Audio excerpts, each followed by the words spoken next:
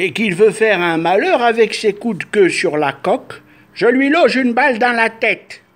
Ça fait une énorme tache écarlate et le poisson ne bouge plus. Alors on le monte et on fait un festin. Tout à coup, le portable du général sonna. Stevenson décrocha. « Oui, bien, monsieur. »« Monsieur le gouverneur, oui, très bien, mes respects. » Puis il se tourna vers Hawker. « Du nouveau, mais pas dans l'affaire des plans du YF-24. Je suis muté vers l'OTAN, en Europe de l'Est, et on va fêter cela, les gars. Pat, ramène-nous une bouteille ou deux, gauche, le Dom Pérignon français, et des cigares, il fait froid. » Nos amis se rassemblèrent sur le pont du yacht à l'arrière. Ils trinquèrent à la belle étoile. Le bateau voguait vers le port maintenant. J'espère que ma femme Helena sera contente de visiter l'Europe. Puis Harry se leva, rejetant sa casquette de marin en arrière. Il dit à haute voix. Ce qu'ils doivent comprendre, ces épurateurs ethniques à la sauce de 45, c'est que l'Amérique est une nation fière et belle, et que le soldat américain est un chevalier défendant la veuve et l'opprimé. Leur épuration ethnique, c'est quelque chose comme « allez vous faire foutre ». Chaussez-moi les chaussures, je n'aime pas ça. Franchement, en bon yankee, j'aime vraiment pas ça du tout. Même les chleux, ils trouvent ça œuf pourri. J'étais chez le coiffeur, je suis bien coiffé, mais merde, je leur dis à la Repubblica, c'est pas ça. L'Amérique est une grande nation, et même si j'ai les cheveux au vent, on va faire du Far West à ces épurateurs de race de carnaval. C'est moi qui vous le dis, nous les gars. On est la cavalerie qui va aller au secours des pauvres maltraités par des sauvages civilisés. On va aller vous les péter, vos avions. Bande de racistes à la sauce SS. Comme en 45 au temps du cirage à Dissens. Oui, moi Stevenson, je vous offre la belle défaite. Et le général se mit à danser d'une drôle de façon, en agitant la tête bizarrement. Il était visiblement très gai.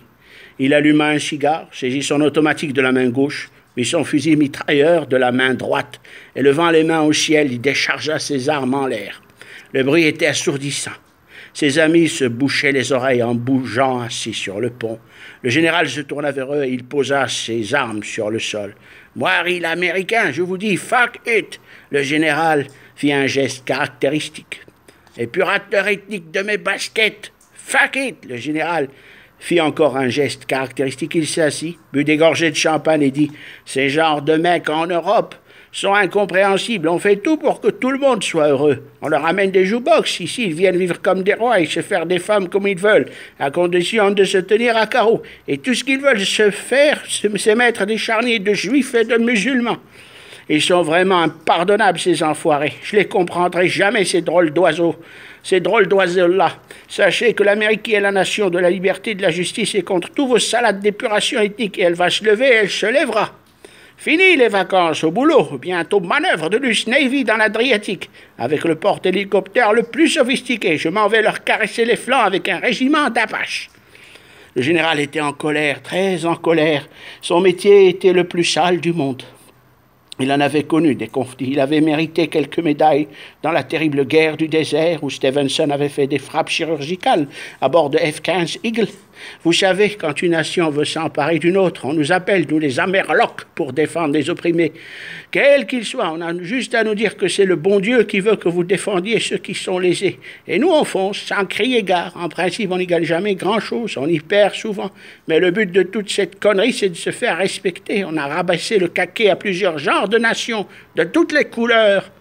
C'est pour cela que nous, on va se lever comme un type qui est allé prendre celui qui a fait une grave faute et seul sur la plage, au cri des mouettes, les yeux dans les yeux, on va cogner, frapper un pour moi et peut-être un pour toi, et puis un pour moi et encore un pour toi, et puis un, deux pour moi, et puis deux pour toi.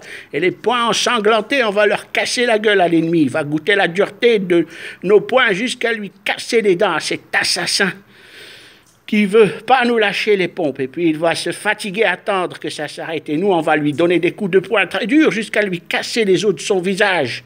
Et plus on nous frappe, et plus on devient fort, parce que nous, on les aura, fait pas ces poupons soldats, on les aura à l'usure du temps. Le général était content, il était sûr de gagner, sûr de foutre la merde, parce qu'il n'avait rien à perdre. Le jour commençait à poindre. Hawker, l'armateur, dormait paisiblement sur un hamac dans le salon principal du yacht. Harry, lui, regardait la mer, le cigare à la bouche. Le yacht voguait vers le port de Miami. Lorsqu'ils furent sur place, le général et son ami allèrent à la villa. Hawker prit une douche et changea ses vêtements. Après s'être rasé, il contacta son épouse. « Chérie, c'est moi. Je rentre à Boston demain dans la soirée. Je vais bien, très bien, merci. Je suis chez de nouveaux amis. » « Prends bien soin de toi, chérie, dit Julie, l'épouse de Thomas Hawker. Je te passe Helena, l'épouse de notre ami, le général Harry. Tenez, faites connaissance. Je te passe. Puis, laissant les deux femmes parler, il se dirigea vers la table de déjeuner. Stevenson y était assis, habillé en sport. Vous avez l'air en forme. Thomas, avez-vous bien dormi dans le bateau? Je vous en prie, prenez place. Bon appétit. La table était bien garnie. Homard à la mayonnaise, toast de caviar, saumon fumé, terrine de pâté de perdrix, vin blanc et rouge, salade variée. Harry Stevenson mangeait doucement. Il n'avait plus l'air d'être la personne de la veille. Transformé, il était redevenu posé. On a fait la bringue hier soir, dit-il. Il reprit. Cela fait du bien de se défouler.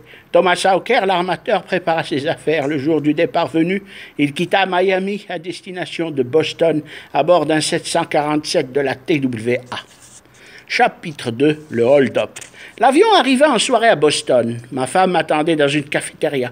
J'avais hâte de la revoir. À ma vue, elle se leva et étendant les bras, elle dit « Oh, chérie, j'ai eu si peur. Tu es là, enfin. Tu ne me croiras jamais, chérie. Mais allons chez nous, nous serons mieux pour parler, lui dis-je d'un ton d'approbation. On quitta l'aéroport de Boston. Ma femme était au volant de sa corvette gris métallisée. Elle plaça une cassette de musique Still Lovin' You du groupe Scorpion. Il faisait bon dehors et j'humais le vent frais qui caressait ma chevelure. La corvette décapotable roulait à 60 000 miles par heure sur l'autoroute qui nous menait chez nous. Pas un nuage sur Boston. Un vrai crépuscule d'été ce soir-là. Je fermais les yeux en pensant à tout ce que j'avais vécu. Chez nous, ma femme se mit en robe de chambre. Elle enfila de grosses pantoufles et alluma la télévision. Je m'étendis sur un gros canapé en cuir marron et défaisant machinalement ma cravate, jetant mes chaussures au loin devant moi, je tendis ma main vers la boîte de cigarios. J'en allumai un et fumant de grosses bouffées, je rapprochai le cendrier à ma portée. Le téléphone sonna, je décrochai. « Oui, c'est lui-même, dis-je. » Ma femme entra à ce moment tenant un verre de martini dry. Elle me le tendit. Elle était décoiffée. La voix reprit à l'autre bout du fil. « Je suis Wilde, Tony Wilde, Monsieur Hawker, et je veux vous voir le plus tôt possible. J'ai quelques questions à vous poser. »« C'est vraiment urgent, Monsieur Wilde, répondit l'armateur. »« Oui, très, fit la voix. »« Venez alors au 5 Madison Street, c'est en face du Music Theatre, la villa au portail en métal. Sonnez 2 fois. Je vous prie pour qu'on attache les Doberman, lança Hawker. Puis, d'un geste fatigué, Hawker raccrocha le téléphone. Se tournant vers sa femme, il dit « Ah, Judith, que je suis épuisé. C'est un certain Wilde que je ne connais pas. Il veut me voir tout de suite. C'est sûrement le CIA ou le FBI. Tu ne me croiras jamais, ma chérie. J'ai été enlevé par un sous-marin porte-avions. Et on m'a dérobé les plans d'un avion militaire. C'est la raison de mon absence. » « Je te crois, mon cher mari, je te crois, bégaya Julie. Je ne sais pas qui a pu faire une chose pareille, ma chérie. C'est une très puissante organisation. Le président a bien pris la chose. J'ai pensé qu'il allait me retirer tout. Mais il n'a pas semblé être choqué. Non, pas le moins du monde. Sa réaction a été bizarre. Il m'a approuvé facilement. Cela m'étonne. Je ne te dirai peut-être pas que le président des États-Unis est dans le coup. Ce serait une farce, mais il a sûrement eu des échos ailleurs. Tu crois qu'ils veulent que cela se passe inaperçu à la Maison-Blanche, dit l'armateur. Je crois qu'ils étouffent l'affaire. Tu parles. Un avion américain que l'on dérobe, cela fait partie des grands tabous, genre « Je n'ai rien vu, rien entendu, rien dit », répliqua Julie. Cet appareil est actuellement aux essais dans la base d'Edwards ou de White Sands en Californie. Les Arabes nous l'ont acheté à prix d'or. Ils en ont fait la commande d'avance, chérie. J'ai peur. Me voler un avion militaire n'est pas un jeu, expliqua Hawker. À ce moment, quelqu'un frappa à la porte de la chambre. C'est Arthur, le domestique. Wilde est peut-être à la porte, dit Julie. Elle fit « Entrez, Arthur. » Un homme âgé, habillé en majordome, poussa la porte. « Madame, c'est un certain Wilde, Tony Wilde, qui désire voir Monsieur Thomas, » dit alors celui-ci. « Faites-le patienter au salon un instant. Thomas va descendre, dit Julie Hawker. Tony Wilde était un jeune homme d'une trentaine d'années. Il était habillé d'une combinaison en cuir gris, en combinaison de motard. Il avait posé son casque sur le tapis et ses gants étaient toujours dans ses mains. Hawker entra dans la pièce du salon où brûlait un feu de cheminée presque éteint. « Monsieur Wilde, bienvenue, dit l'armateur. « Enchanté de vous connaître, très cher monsieur. On m'a parlé de vous récemment, reprit Tony Wilde. « Venez, passons à côté, près de la piscine, nous serons mieux pour parler. Voulez-vous » lança Hawker. Les deux hommes s'assirent dans des fauteuils devant une grande piscine éclairée au milieu d'un vaste jardin. « Je suis très fatigué par le voyage en ce moment, monsieur Wilde, expliqua Hawker. « Je suis navré, mais je dois avoir des informations sur la disparition du dossier Les ailes d'Icare, reprit Tony Wilde. « Je vous offre un verre, monsieur Wilde, lança Hawker. « Appelez-moi Tony, voulez-vous? Arthur, amenez-nous le chariot, je vous prie. » Les deux hommes trinquèrent doucement. Thomas tenait un verre de whisky. Tony lui dégustait de l'Armagnac. « Excellent, dit Tony. Tranquillement, Wilde sortit une photo en couleur qu'il tendit vers l'armateur. « Vous connaissez ?» demanda-t-il. Thomas regarda attentivement la photographie et d'un air surpris, il dit « Ça alors, Irons, l'air stupéfait. » « Cela est sans aucun doute un faux nom ou un nom de code, expliqua Wilde. Justement, cette personne m'a enlevé il y a quelques jours et je n'ose vous expliquer comment. Vous me prendrez pour un fou, dit Thomas. Racontez-moi, voulez-vous, je vous écoute. Je suis sur cette affaire, lança Wilde. Il tendit sa carte fédérale de la police. Je suis un bon cheval, dit-il. Hawker se lança alors dans une longue explication. Il raconta comment il fut détourné en vol au-dessus de l'océan Atlantique, comment il atterrit chez Iron et comment celui-ci, ayant chippé ses plans, le relâcha dans les airs à bord de son superjet. Il raconta comment était organisé Iron et comment celui-ci avait si bien réalisé son opération. Contrairement à ce que l'on pouvait croire, Wilde n'était pas surpris, il semblait attentif à l'armateur.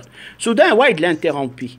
« Tout ce que je vous demande, c'est de me rappeler votre emploi du temps de l'instant du décollage de Boston jusqu'à aujourd'hui. » « Bien sûr, Tony, mais demain, voulez-vous?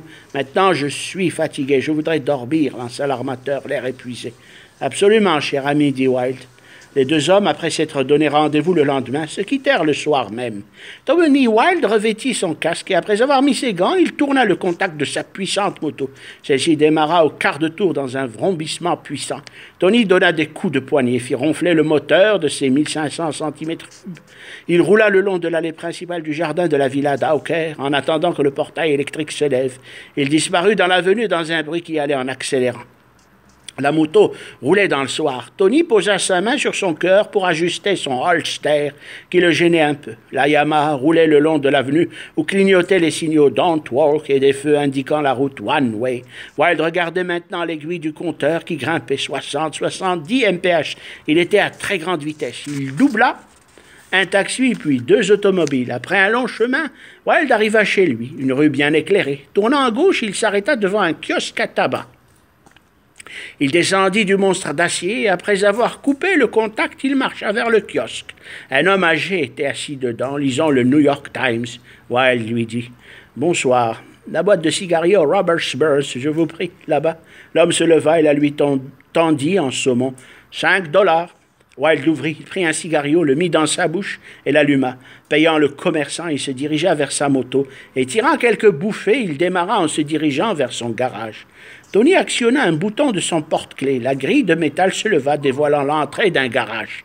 Wilde y pénétra. La grille se referma derrière lui. Arrivé dans son appartement, il s'endormit jusqu'au matin. Le bureau de police internationale était situé dans le coin de l'avenue Theodore Roosevelt. Cette organisation intéressante, c'était une filiale du FBI, mais aussi d'Interpol. Tony Wilde avait changé sa combinaison de moto. Il portait un habit élégant. Marchant vers l'escalier principal, il grimpa jusqu'au deuxième étage. Là se trouvait son bureau. Il poussa le portail, puis se dirigea vers un aquarium. Il donna à manger aux poissons rouges. Une jeune femme le salua. Elle tenait des documents et un classeur sous le bras. « Bonjour, monsieur Wilde. Un homme vous attend au bureau, un certain Hawker. Thomas Hawker, précisa-t-elle. « Merci, Soma Wilde. » Et se dirigea vers une autre porte et l'ouvrit. « J'espère que vous ne m'avez pas trop attendu, monsieur Hawker, dit-il. »« Non, dit alors celui-ci. » Prenant place au milieu d'un immense bureau, Wilde, souriant, lança l'armateur. « M'avez-vous fait un rapport écrit de vos activités ?»« Le voici, lui dit Thomas. » Wilde saisit le dossier et le mit dans un tiroir qu'il referma à clé, puis d'un air serein, et chercha à détendre l'atmosphère. « Vous prendrez bien un café, Thomas ?» dit-il. « Oui, pourquoi pas ?» dit l'armateur. Wilde se leva et se dirigea vers une machine à café Lavazza. Il prépara une tasse et doucement il dit « Monsieur Hawker, le fait que vous ayez reconnu la personne sur la photo hier soir est un pas gigantesque dans cette affaire. Vous m'avez parlé de mécénat du crime, de cette organisation secrète et hyper puissante. La personne dont il est question est un homme d'affaires puissant et bien introduit dans le milieu de l'armement. C'est aussi, d'après mes renseignements généraux, un ami intime du président des États-Unis. Il n'a jamais été arrêté pour le moindre délit. Toutefois, il est suivi de près par Interpol pour une vieille affaire de télécommunication. Il n'avait pas le droit de vendre du matériel sans licence. Des radars d'avion, je crois. Ce dénommé Aaron s'en sort jusqu'à aujourd'hui parce qu'il est sous l'aile du président. Le CIA fait en sorte que ça s'arrange, vous comprenez? Écoutez, monsieur Wilde, cet homme est la personne qui m'a enlevé et a dérobé les plans, dont le code et les ailes d'Icare.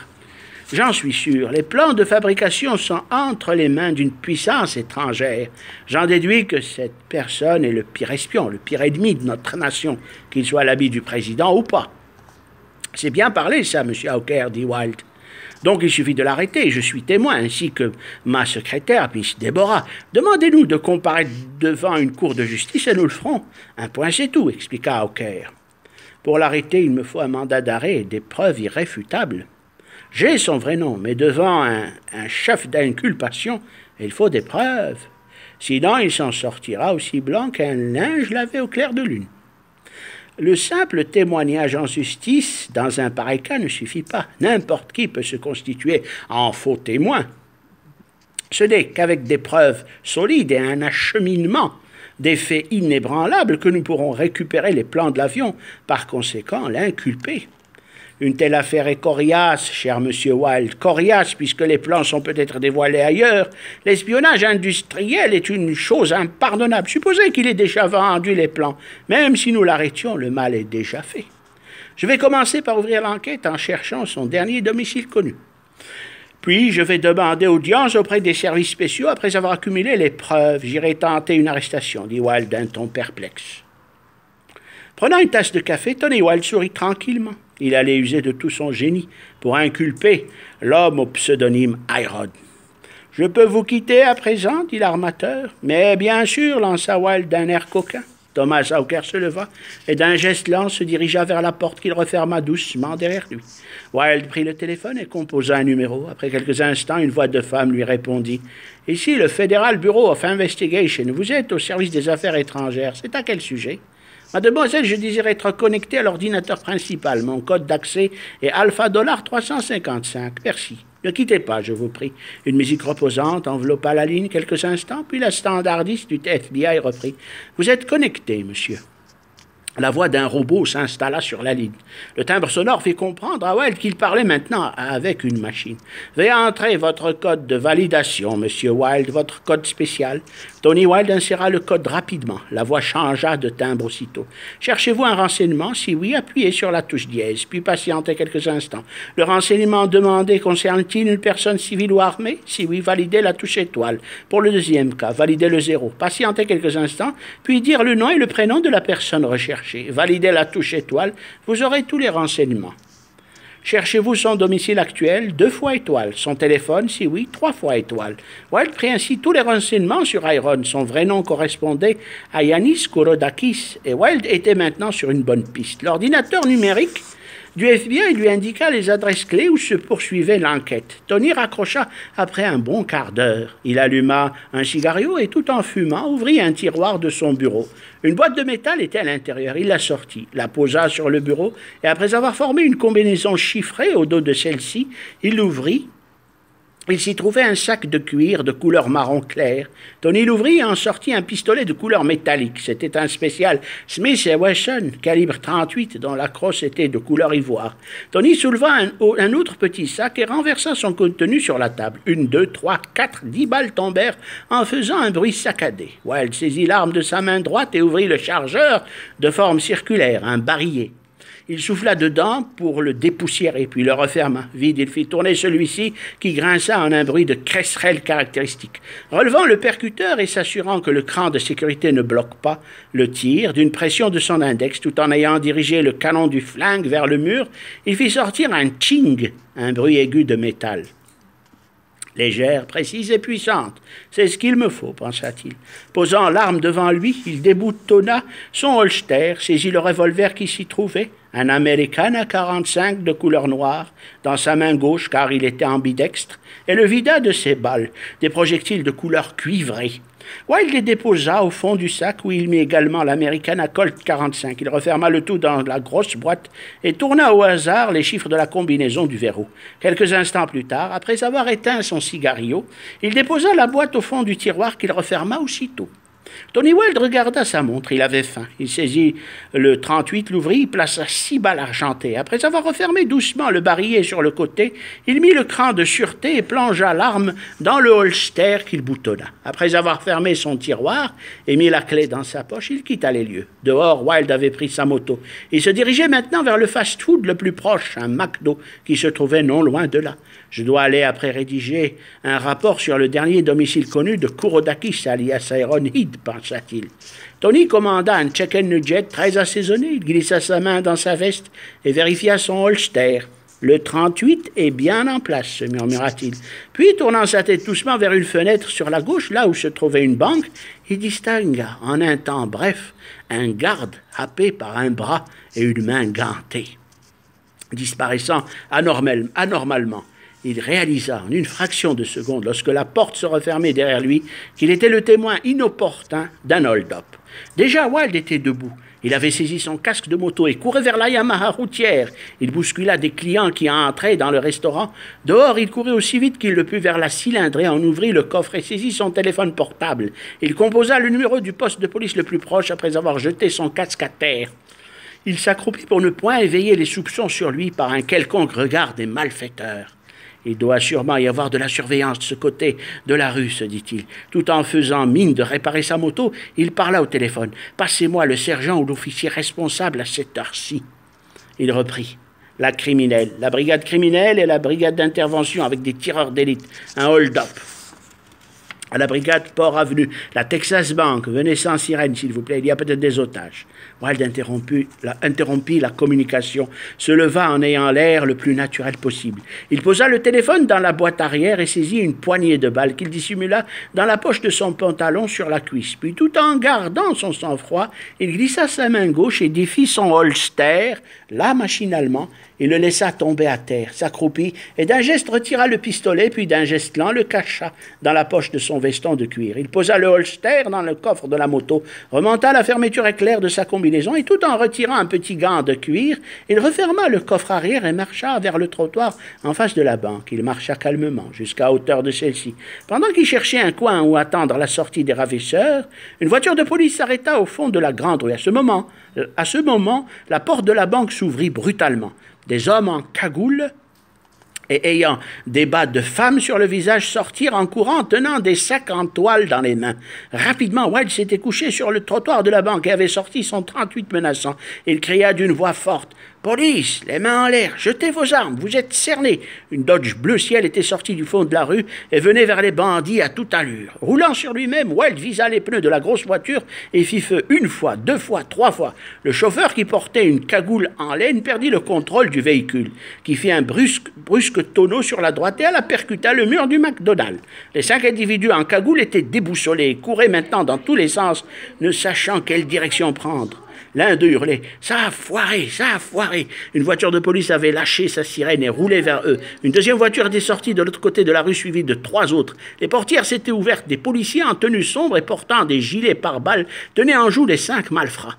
L'un d'eux brandit un fusil à pompe. Il visa Wild. « Sale fumier, c'est toi qui as tout fait rater !» cria-t-il. Wild sortit doucement. Il lui restait 2 balles, il visa le fusil et tira. D'un puissant coup de pied, il roulade sur le trottoir de la banque. Le fusil avait sauté des mains du bandit. « Vite !» cria l'un d'eux. « Filons de l'autre côté, de l'autre porte !» de l'autre côté, de l'autre porte. Ils disparurent dans la banque. Wilde marcha rapidement vers le fusil à terre. De sa main gauche, il le saisit et vit qu'il était intact. Un groupe de policiers était à présent à ses côtés. Ils étaient armés de fusils. Un officier à casquette dit à Tony Wilde: « Êtes-vous blessé ?» Wilde lui répondit: « Agent fédéral policier international. Wilde, voici ma carte. » Tendant sa carte spéciale aux agents. « C'est en prenant mon brunch que j'ai vu un garde de la banque disparaître, happé par une main. Je vous ai contacté aussitôt. Ils n'iront plus bien loin, commandant Wilde. L'issue est assiégée des 2 rues. » L'officier saisit un haut-parleur et dirigea l'écho puissant de sa voix vers l'entrée de la banque. « Rendez-vous, vous n'avez aucune chance, vous entendez? Il y a 20 voitures de police autour de la Texas Bank. Sortez les mains en l'air. » Un van de police s'arrêta tout à coup devant l'entrée de la banque. Un homme âgé descendit en donnant l'ordre à un groupe de policiers casqués de le suivre. Il marcha vers Wilde. « Je suis le sergent Hopkins, chef de ce district urbain. Vous maniez drôlement bien la gâchette. » Wilde sourit flatté. Le sergent demanda « Et